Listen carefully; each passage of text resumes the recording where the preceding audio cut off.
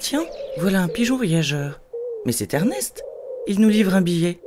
Voyons ce qu'il nous raconte. La piscine Art déco de Bruay, miroir d'un passé noir dans l'eau azur.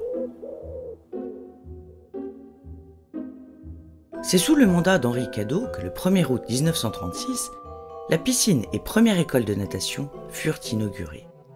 Soit quelques mois après l'instauration des congés payés, symbole du Front populaire. Un édifice révolutionnaire, pensé comme un manifeste social. Rendre le sport et les loisirs accessibles à tous, dans un cadre aussi fonctionnel qu'élégant. Avec ses lignes épurées, ses surfaces planes et sa symétrie parfaite, la piscine de Bruay en Artois s'inspire des grands paquebots transatlantiques d'avant-guerre.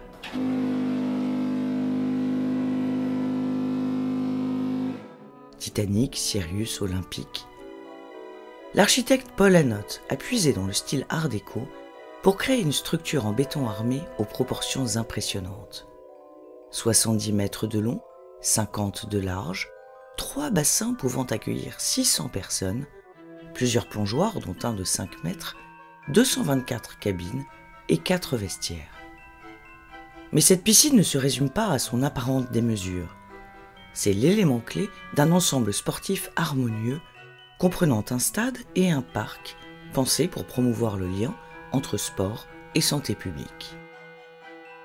Avant sa création, les gueules noires de Bruay n'avaient pour se rafraîchir que les rivières boueuses ou les bassins de décantation des mines. Rien n'est plus doux que la fraîcheur de l'eau lorsqu'après la fatigue, le corps brûle, disait Ovide dans les Métamorphoses en l'an 8 après Jésus-Christ. Quand venait l'été, la piscine incarnait la revanche des mineurs sur la chaleur étouffante et la poussière noire. On venait faire trempette, on fermait les yeux, on oubliait la fatigue. Un instant suspendu, une parenthèse loin des entrailles de la mine. Les plus anciens pourraient témoigner de ces jours caniculaires où l'on arrivait en bande, serviette sur l'épaule, le cœur léger, prendre un bain de jouvence. Les terrasses de la piscine, inspirées des ponts des paquebots début de siècle, accueillaient ceux qui préféraient se dorer au soleil. L'intrépide maître nageur, M. Massinon, rapidement connu de tous pour s'être lancé du haut du plongeoir à 10 reprises, bravant la pluie et le vent qui soufflaient en tempête. Après lui, les plus téméraires se dévouèrent, se risquèrent au rite initiatique, au baptême de l'eau, au grand saut, pour manifester leur reconnaissance à la municipalité de Bruay. Un salto souvent maladroit, acclamé par le rire des enfants, Lucien, Yvette, René, Paulette. Et puis il y avait Marthe, la vendeuse de bonbons.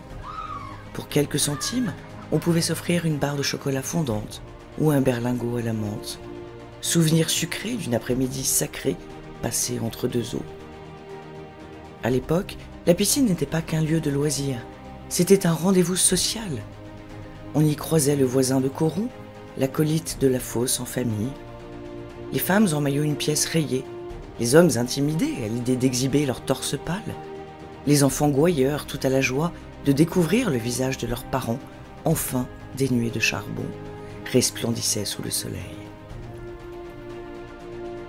Le temps a passé, les mineurs ont déserté la fosse, la ville s'est transformée, mais la piscine est toujours là, imperturbable. Restaurée, modernisée, fidèle à son âme. Son eau est plus chaude, ses infrastructures plus sûres, mais son essence demeure la même. Offrir à chacun un moment hors du temps, entre le bleu du ciel, celui des carreaux de faïence et des portes des cabines.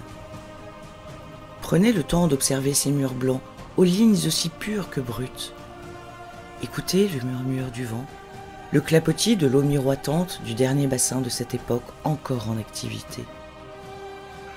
Si la saison le permet, prenez un bain réconfortant. Peut-être entendrez-vous l'écho des rires d'antan, de Lucien, Yvette, René, Paulette et tant d'autres.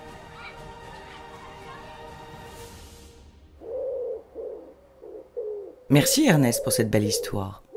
Nous te suivrons attentivement sur le parcours jusqu'à la prochaine étape.